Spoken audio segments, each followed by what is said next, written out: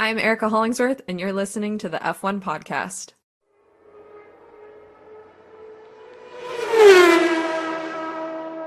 What's up, everyone? It is Richie here from the F1 podcast. Happy Monday evening, June 9th, 2025, season 5, episode 12. I'm here with Andrew Cleary. And Andrew, I gotta say, we've been waiting for this day. It is race week here in hmm Canada. About time, it's round, I believe, 11 of the season. We're heading into the second third of it. And no, it's going to be a beautiful week. I don't know if you saw the weather, JR, but the sun is going to be out every day. Knock on wood. The sun is going to be shining. There's no rain in the forecast from what I've seen right now, but I do recommend if you are going to go, just please bring your ponchos I, and I your literally, umbrellas. I literally have my umbrella packed. I have my ponchos packed. Have my sunscreen packed. I'm ready to head See, out to from Montreal. For me, it's like if you go golf, when I go golfing, I pack all my rain gear in the event that I'm never going to use it, right? That's the whole point of packing is so you don't use it. Yeah. And like I think it's going to be exciting because, we can get more into it because of the schedule changes for next year. This is going to be the last time the Canadian Grand Prix will be in June and the Father's Day weekend. So for all the fathers that are going to be in the crowds, happy Father's Day. And I know some of those drivers whose fathers have raced in racing or Formula One, like that will probably be a special weekend for them. Having said that, um, it is a special weekend for us as Canadians because it is the time that Formula One comes to Canada. The Canadian Grand Prix has had a significant history going back years, whether if it was out here in Ontario to the province of Quebec and on the Circuit de Villeneuve. We saw the first race on the circuit or on the island in 1979, where you might know Gilles Villeneuve won for Ferrari. And, as a Canadian, that was a big deal for a Canadian to win his home race. And I think 99, Jacques Villeneuve came second. He was oh so close of winning. But we've talked about this in previous episodes. 1987, there was a sponsorship dispute between Labatt and Molson. Molson, yeah. Yeah, and so they couldn't go for the Formula One. 2029, 2009, the financial troubles that happened around the world, and that foresee, canceled the Canadian Grand Prix, and then you had COVID from 2020, 2021. All that to say, we've seen record amount of attendance in the last couple of years, and I don't know if you know this, Andrew. There's conversations about if the Canadian Grand Prix is going to stay on the circuit. This is a very big weekend for Montreal, the kickoff of the summer, and I think especially with what happened last year, and to say that there was a lot of issues in terms of the weather, and we can go more into it. But let's just say this is a very big weekend for the Canadian Grand Prix and for Montreal, the city of Montreal. Yeah, even though we have a contract active till 2031 at Circuit Gilles Villeneuve, I think this is a very monumentous weekend for the Canadian GP being hosted in Montreal as a whole. I mean, yeah, especially after, as you mentioned, Johnny last year, where, there it was pretty embarrassing in terms of how the circuit or how it was operated in terms of miscommunications, in terms of race day organizers putting up like it was like black roping across the fencing for general admission passers, Yeah, right?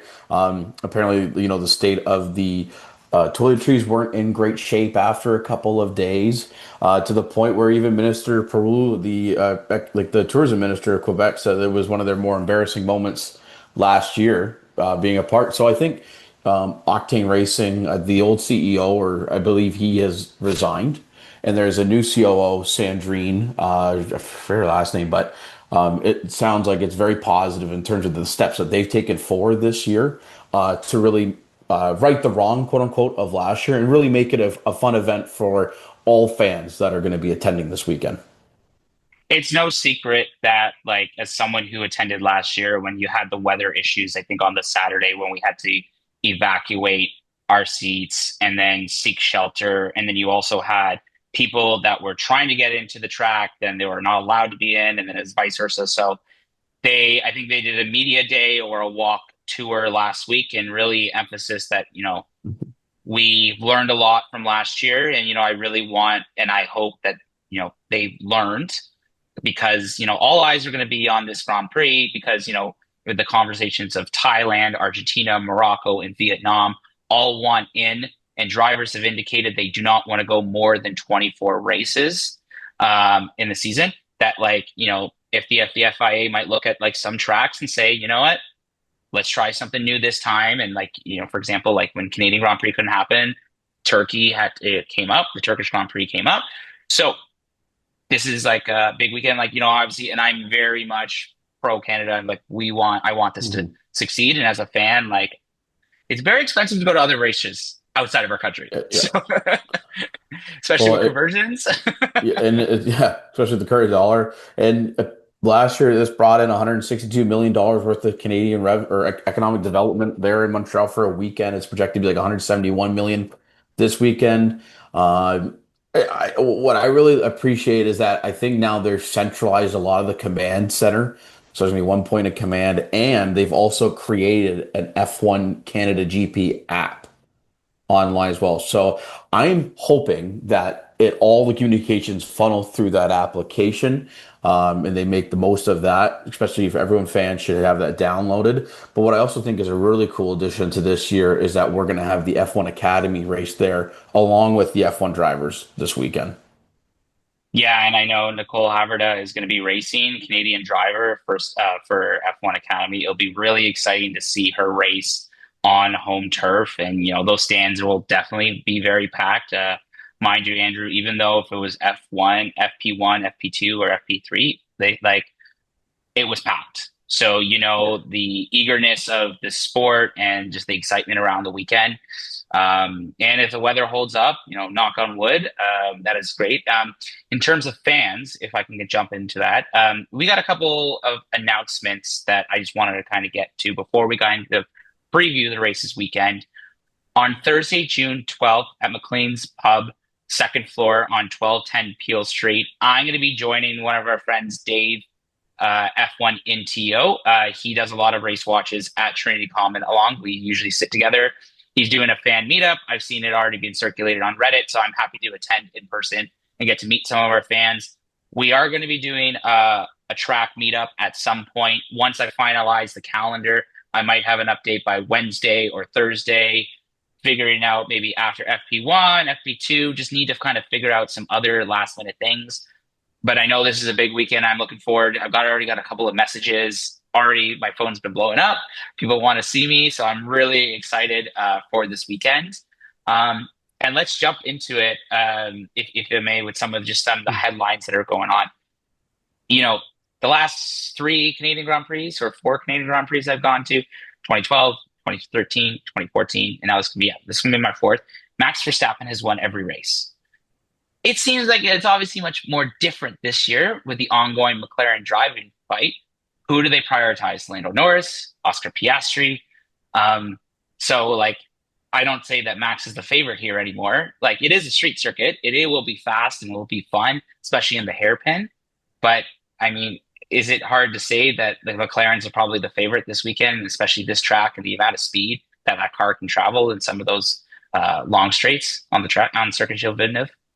Yeah, I think McLaren are the odds-on favorite to win this weekend. I think Max has a lot to, or maybe not a lot to prove. He may not feel that way, but I feel he's going to want to make up for a really, kind of rookie-esque mistake in not keeping his emotions in check last week in Spain by driving from P3 to P10, losing a significant amount of points and now dropping about 50 points behind the World Championship drive at this point. So, World Championship, World Driver Championship leading at that point for Piastri.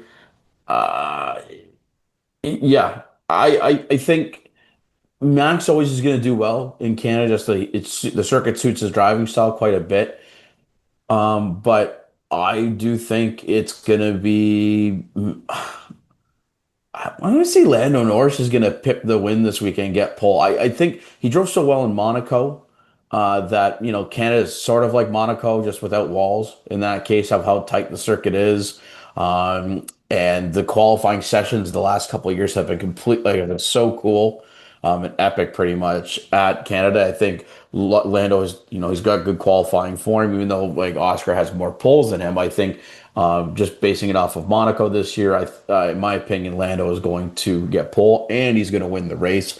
Oscar Piastri probably P2 as a result, and maybe Max Verstappen hitting a podium in P3. But I wouldn't count Max out fully because he knows what it takes to win here. He knows um, what it's like to, be able to convert from pole here, should he get one in that case too.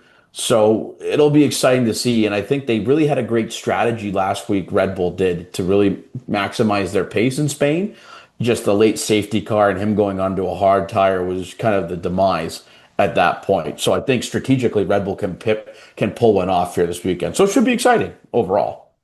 And like we've seen him, like he knows it's Max Verstappen. He knows those certain tracks where he's done successfully. Like, we talk about Suzuka, that's a track he's dominated. Here, clearly Canada, he's dominated. So while I think that there will be, I think McLarens are probably the ones to watch this weekend. It's just so hard, despite like the kind of roller coaster that he's had this season. It's Max Verstappen. It's just hard for me to really, really, really count him out. Maybe like 2 minutes ago I said no, but it's just, I think it's interesting. While it's a Canadian race weekend, usually there's one driver in particular that gets a lot of love this weekend, and that's Lance Stroll. But there's questions.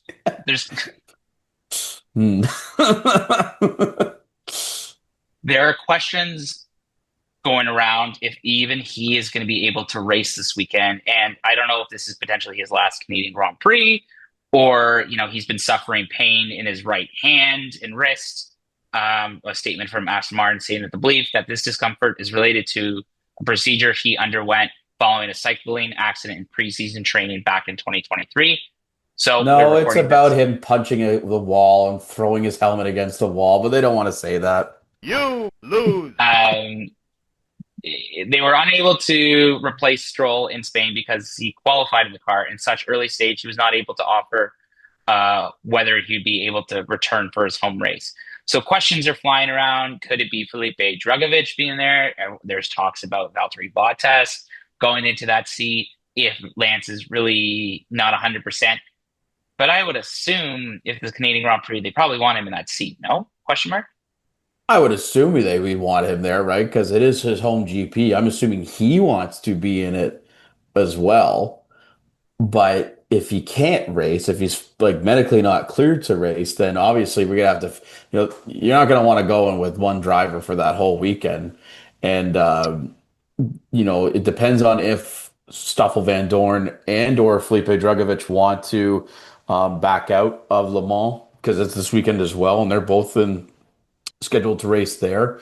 Valtteri Bottas is an option, but John, last week I mentioned maybe an opportunity for Sebastian Vettel to come back for one race out of retirement for his old Aston Martin team. And what would it be like to have Vettel and Alonso, two guys who at the height of their careers, really, especially Vettel's career, fought each other for World Drivers' Championships. Now being teammates like 10, 12 years later would be quite an interesting story. It's like, who gets the priority strategy out of the two?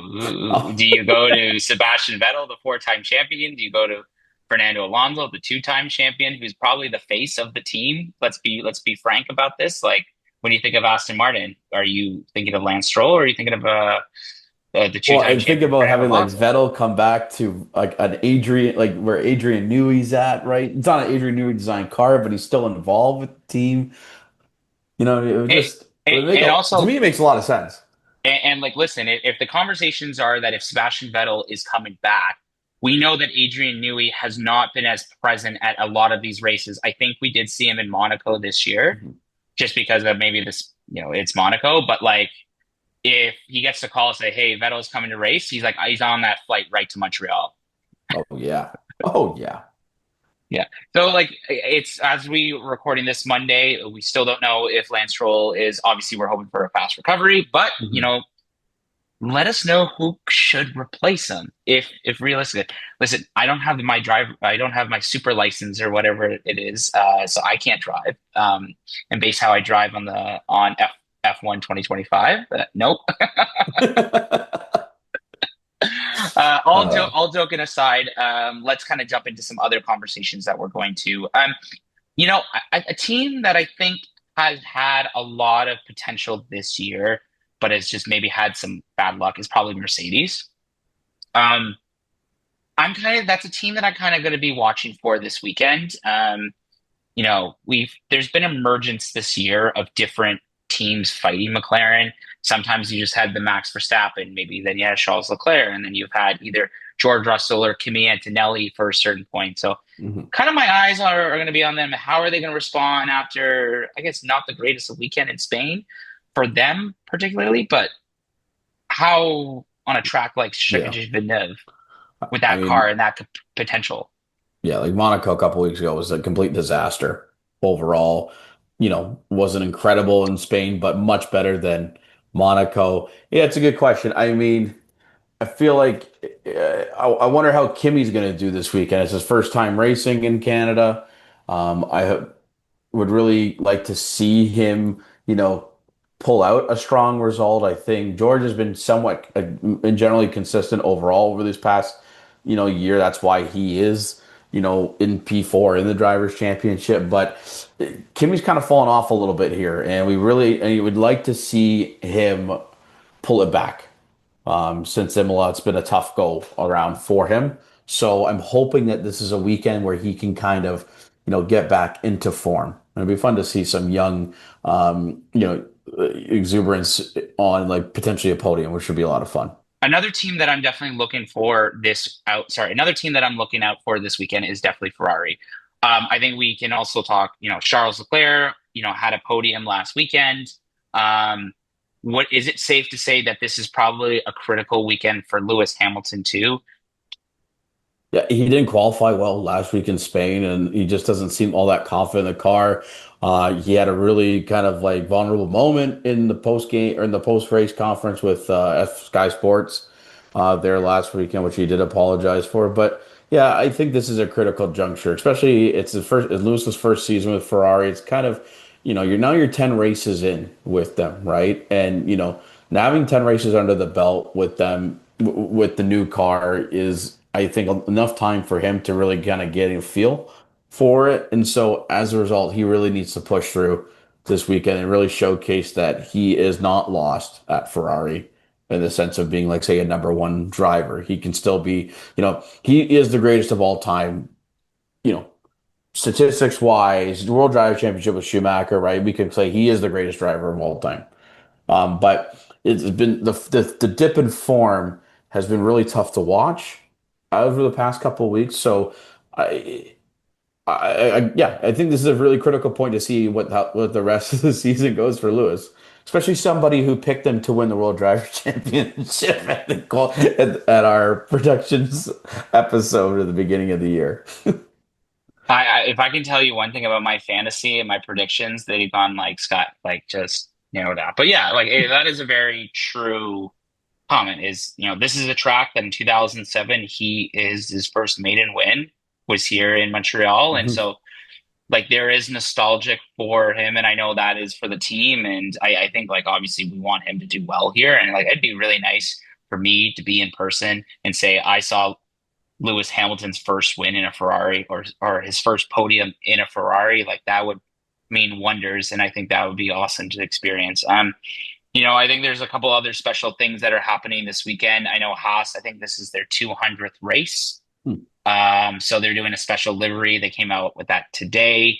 Um, and like I know I'm also curious, like who am I gonna run into this time? I've had some if I ran into Gordon Ramsay, we have a friend of the pod, Tim Hernany. Like I always see him from TSN.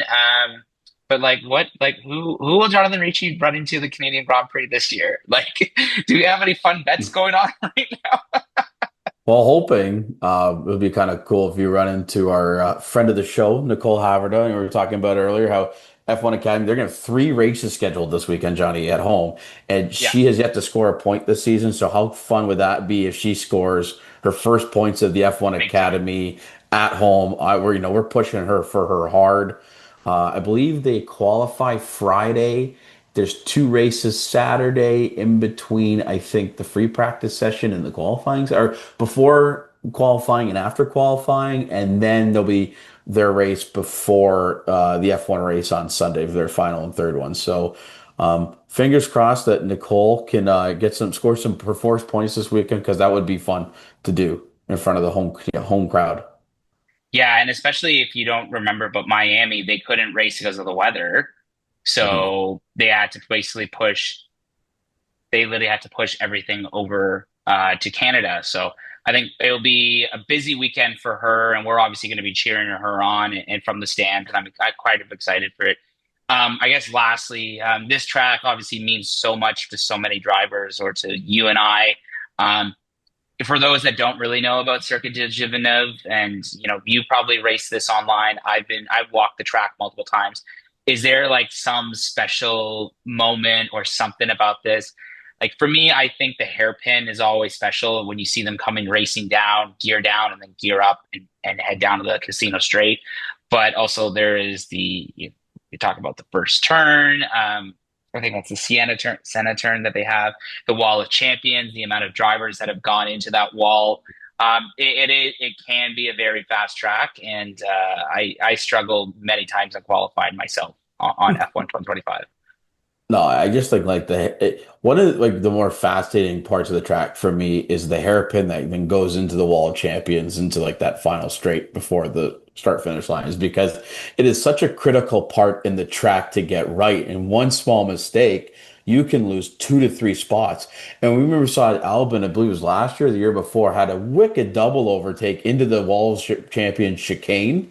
So there is opportunities to make moves there. So in my opinion, that to me is probably the coolest stretch of this track in the sense that a lot of action is going to go on there. So, and you guys have seats there. Unfortunately, Eric and I can't go this year due to personal reasons, but John is going to be there in full force, and he's going to be cheering on everybody in that chicane. And I can't wait to see, hopefully, his Ferrari boys pull out a win for him because he's been having to saddle with having to deal with Tyler in his ear for the last 3, 4 years with Max Verstappen winning.